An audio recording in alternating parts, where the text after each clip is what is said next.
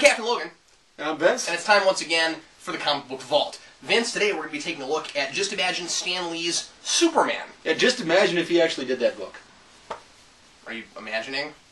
Okay. See, now you don't have to read this. Incredibly vivid. This was from 1996, published in fact by DC because it's Superman, and this series was really, really interesting. Have you read a lot of these? I have about half of it. I haven't read the rest of it. This is in fact the first one I've read. I've always meant to read these, never got around to it, don't have them, and Vince was like, let's do this one. I was like, yes, because I've always wanted to read these.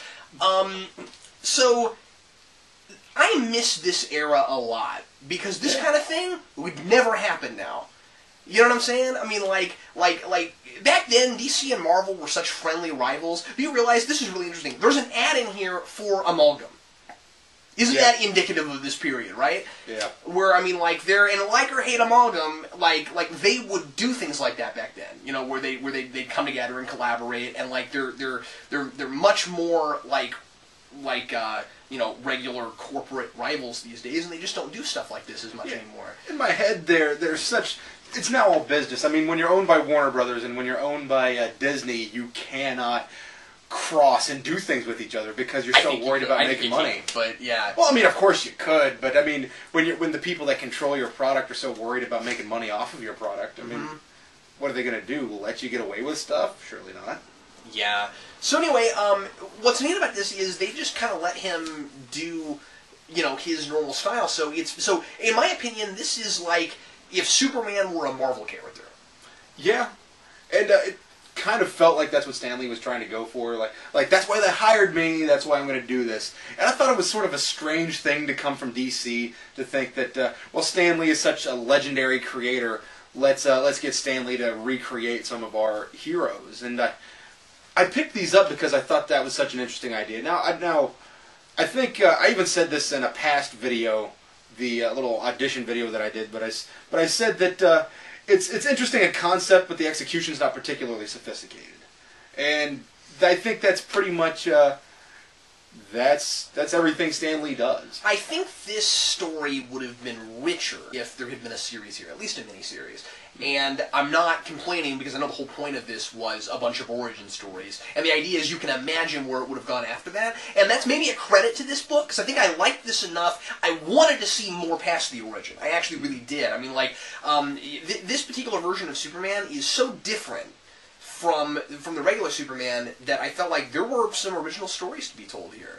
Yeah, well, now we have a launching point for DC's version of the Ultimate Universe. Kinda, sorta, yeah. The difference, of course, is that with the Ultimate Universe, the characters were, most of them, I mean, with Marvel, were at least still, like, the same people. Like, this is not Kal-El of Krypton. You know, this is a different guy from a different planet. I'm not sure we're even told what his planet is, but the basic premise is you've got this guy who doesn't have, who's not genetically engineered, who works for an army, essentially, enforcers, who are all genetically engineered, and somehow or rather he works with them. And I never really got why he got to be with them or whatever, but like, he works out all the time, and he's trying to be like the biggest and the strongest, but he's not genetically engineered, so he'll never get there, and he's kind of like the runt of the pack. And then he's got this, he ends up getting this rival who's this, you know, awful bad guy, you know, terrorist guy, who he puts away, kind of single-handedly, and then the guy comes back to get revenge on him, so he kills his wife, and that's pretty much his big tragic backstory. And then one thing leads to another, and the guy steals, the bad guy steals a ship that, you know, and of course, this being Superman, it's the only one of its kind, right? And this ship, it can apparently transcend space and time, which is how it randomly goes to Earth. And so they're fighting in this ship, and in the course of their fighting in the ship, they both wind up on Earth. And what I thought was really, really cool was the idea that the character who was scrawny, you know, on his planet, and now he's stronger than anybody on this planet. And that was the thing that was the thing that I really, really liked about it, and that instantly made it more of a Marvel type book. Yeah, I mean, that's the thing, is that every Marvel book that Stan Lee did was, I'm looking for a flaw. What flaw can I give my character? Oh, he's relentlessly poor. So there we go, we have a flaw. So here's the Napoleon complex that this guy has. Yeah, and but the good thing is, it was never just simply like a strange, like easy character flaw. It was always something that you couldn't, that you were either born with, or there was nothing you could do about it. You know what I mean? Those are the kind of those are the kind of problems that people can relate to and make characters sympathetic, as opposed to just, well, his flaw is he's mean to people. You know what I'm saying? His flaw is he's allergic to this green stone. Because we do, well, I mean, you know, that can work, but you have to do things with it. You know what I'm saying? But anyway, so he gets to Earth, and his whole motivation for being a superhero is immediately a selfish one, just like he did with Spider-Man, right? Except that Spider-Man didn't immediately go become a superhero; he became a wrestler. Would you call Stan Lee kind of a cynic? Maybe. I mean, he says. He's always said in interviews that it's more realistic that the first thing you would think of if you got a power would not be, let's go nobly help people, it would be, how can I make my life better? And I'm not sure that's cynicism, I think that's just realistic. Mm-hmm. I just think that's realistic. Like, if you suddenly found $200 on the street, the first thing you'd think of would not be, who can I give this to make their lives better? The first thing you would think is, what bills do I have to pay, right? Yeah. Right? Even if you do it for something, for a more nobler purpose, that's not the first thing that would come to your head. Mm. Right? You'd be thinking, oh, I've got a bill to pay, or I've got a TV I want to buy, right? I mean, that's how you give your character a moment of change toward the end, because he gets this idea in his head, I've made my decision. There's this arc that he has to go through to come to what he's ultimately going to be doing with his life. Mm-hmm. So, it's just... I mean, it's formulaic in the context of a lot of the comics that Stan Lee does, but it's also just the way a story works. Yeah, it seems formulaic if you're familiar. I'm not sure that ultimately it's too much that way, because the situation is different enough.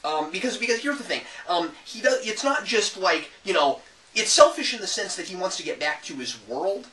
But that's not the same kind of selfish as I want to get a bunch of money. So what he does is he says, well, I'm going to be a superhero so that I can help this planet get closer to space travel faster so that I can get the technology back to get back to my planet. I love that. You know, so cool. What's interesting about this character is everything is very grounded in trying to make sense of this guy's powers.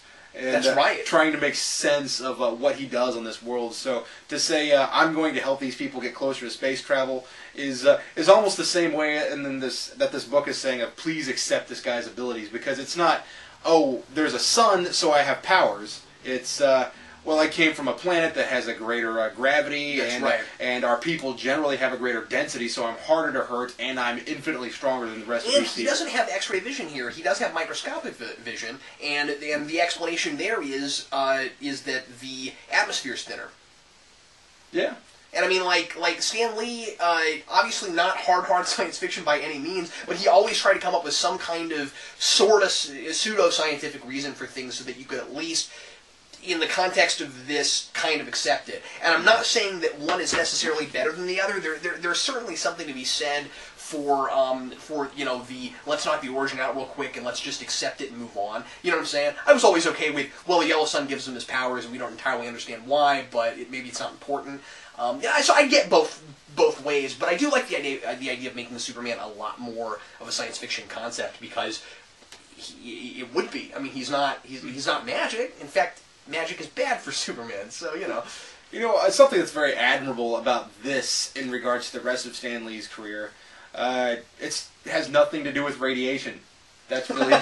I mean, he's even gone on record saying before, like, oh, you know, cosmic rays and gamma rays and radioactive spider. And he's like, well, you know, it was product of the times. We're all worried about radiation. We kind of worked with what was already there with Superman, which is cool. And there's some loose stuff. I think the only complaint really that I have with it, besides the fact that I just would have appreciated it had it been a little bit longer, but I wish they had incorporated more like Superman stuff in it. Like, I'm not complaining that it's not, you know, it's not Lex Luthor and it's not Krypton, but I don't know why we couldn't at least call the planet Krypton. You know what I mean? Like, because he takes Clark Kent as his pseudonym, and Lois Lane is in the book. I don't know why we couldn't have called the planet Krypton. And some stuff like that. Well, that's fair. I mean, it never bothered me, but that's fair. I might have appreciated that too. Yeah, well, I guess I'm just saying because, like, that same character could have very easily been somebody else and not named Superman. Yeah. So he borrows enough from Superman that it works, but I think that that I would have appreciated it a little bit more had there been a little more Superman stuff, so that I couldn't have gone, well, it could have been, you could have called that guy anything. And I also really question why he gets the S shields, because there's no explanation. He's wearing that same costume the whole way through the book, and none of the other people in the army that he's with have that suit, and I don't know why he wears it. Like, because they are pockets. Anyway. Well, anyway, did you have anything else to add? No, I'm good. Well, I suppose John Buscema. I love that they found like classic artists to work with Stan Lee. Let's go ahead and go to the trivia question. The trivia question, shall we? And first off, let's talk about the one from last week, man. That's a good point. We should probably do that. The trivia question from last week was who voiced Al Simmons in the Spawn HBO animated series? And the correct answer there was Keith David. And Keith David is a really great actor, by the way. He was in Gargoyles. I forgot that he was in Gargoyles. One of our viewers mentioned that, and he has a heck of a voice. Yeah, that was Boo Rat told us that. Thanks for mentioning that, by the way, Boo Rat. Anyway, the first I think person. Keith David was also the guy that provided the voice for the documentary Jazz, Ken Burns' Jazz.